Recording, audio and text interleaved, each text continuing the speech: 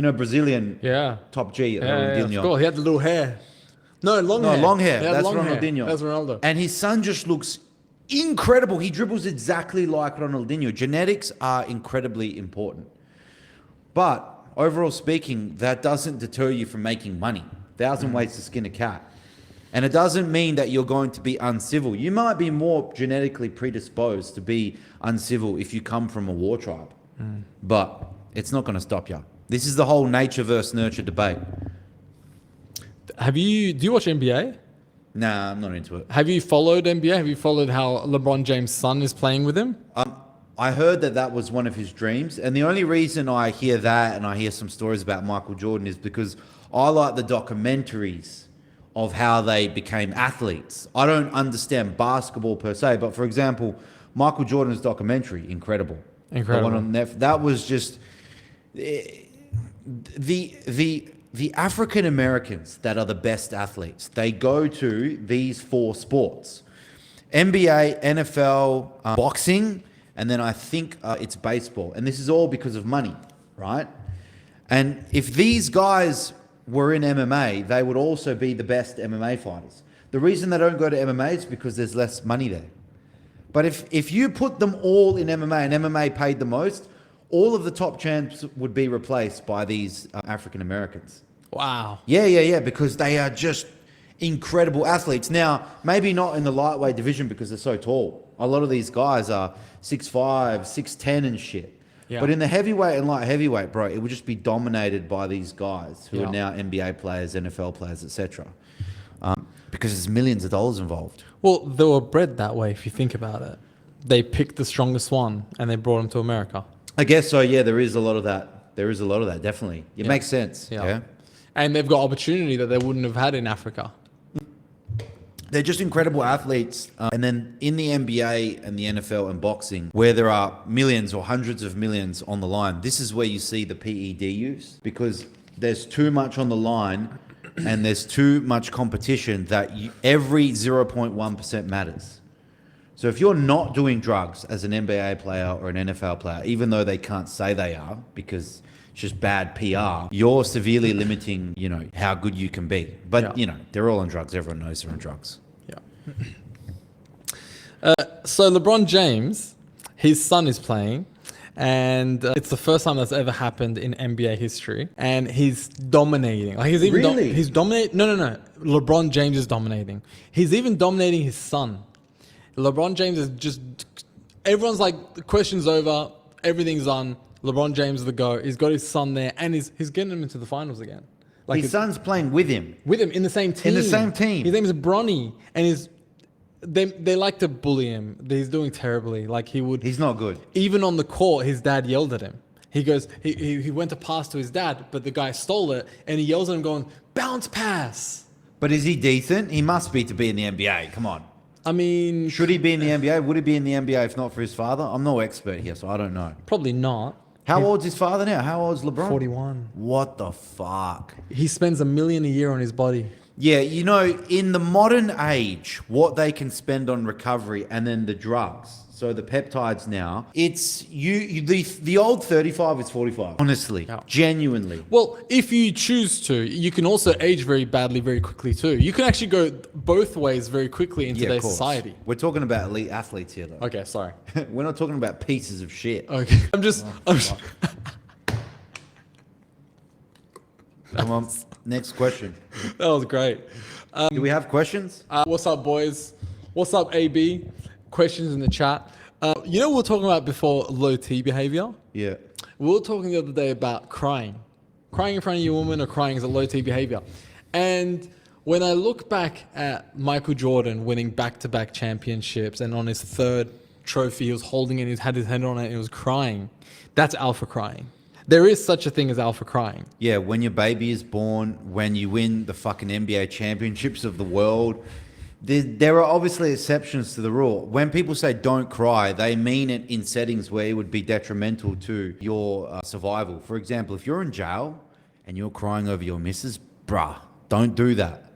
In a WA jail, you're not crying, as you walk through the wing. You're just not doing that, bro.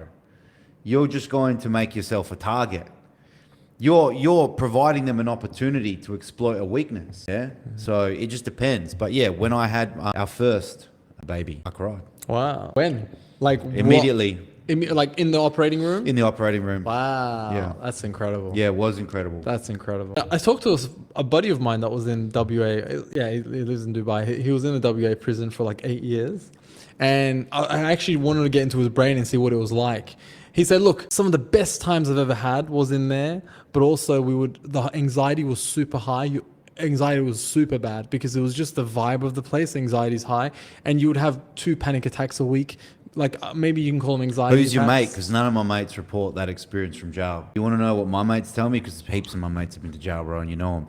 Number one, the most they experience is boredom. It's not dangerous unless you got mad beef from someone on the outside or something random happens. It's just boring. So for most of them, it's just the whole time is fucking boring. You're counting down the days till you get out. Number two, it's just kind of shit. Like you adapt to it, but there's nothing good about jail. Number three, most of the people you meet in there are not worth meeting.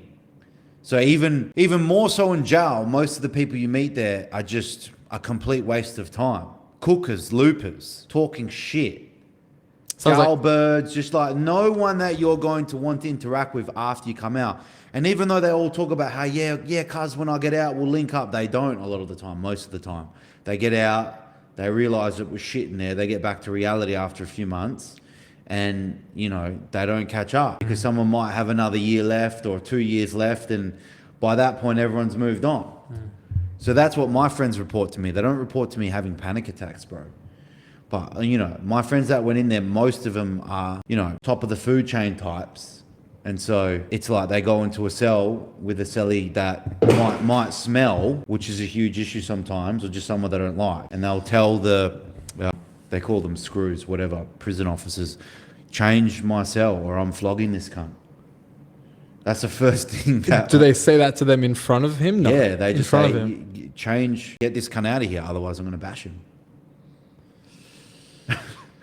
Or Yeah. if someone's just tooling around, they dominate them immediately. Because most people in jail are not alphas, bro. They're beaters. Now, are you going to come across some beef in jail? Yeah, probably. Like, if you have a chip on your shoulder, you'll find it. But if you just put your head down and you're not looking for dramas and you don't have pre-existing beef, you'll just go unnoticed. You're just doing your time. And it's boring as fuck. It's shit. Jail's just shit, bro. Straight up. And most of them have mental health issues. Most of the people in jail do, of course. So when my friend was in prison, he said, I was with a guy, and my friend was a doctor. He said, I was with a guy, and he 100% was autistic, and I would wake up in the middle of the night from his shits. Like, he would take shits at 2 a.m, and I'd wake up from the smell. You're not supposed to shit in the middle of the night. You hold that. I mean, he's autistic. Oh, is that a rule? You can't shit in the middle of the night? And then when I need to shit, you go outside, and when he needs to shit, you go out. Is that how it works? That toilet is not for shitting, for a piss.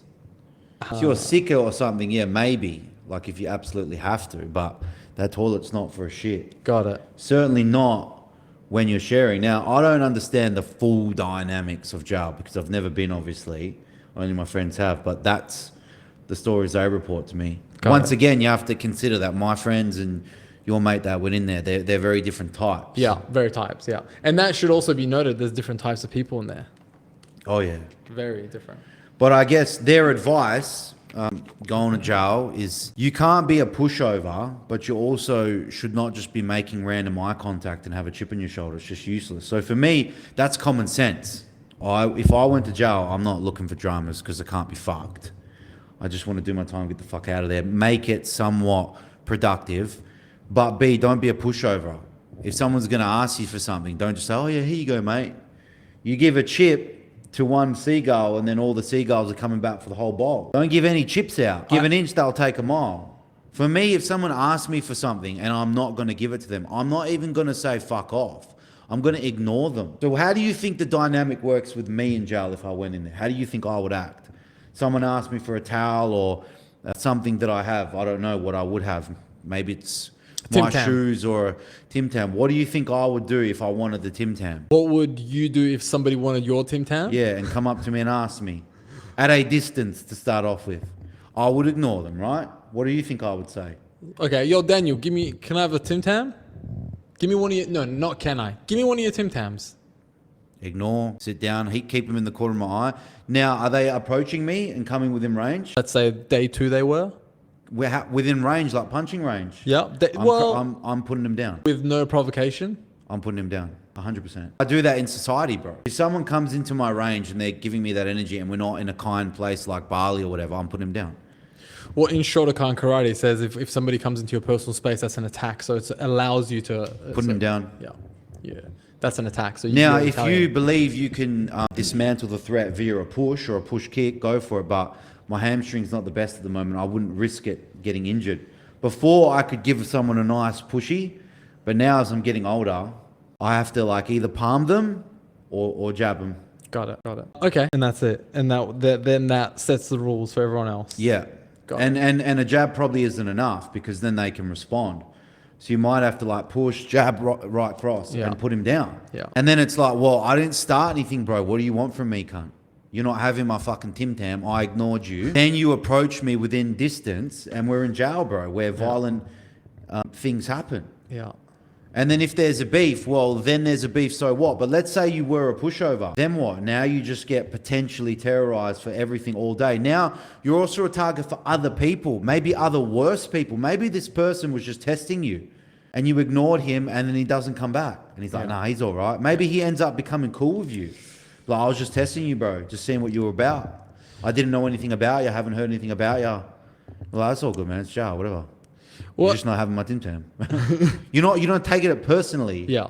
A lot of, the guy that I spoke to that's been to prison in WA, he said, every day you got to say hi to everyone. I was like, you have to? I was like, yeah, you got to be polite. Yeah. Hey, brother. Hey. So what, you walk past everyone, you got to say hi. Would you do that? Have you heard you got to do that? No. Not go out of your way and say hi to everyone, but as you see them. If I know them, yeah. Okay. Otherwise, I'm not even looking, bro. Okay, so you're in jail, I'm in jail, we don't know each other, we walk past each other. I would be the type of character to say, hey. Nah. What would you do?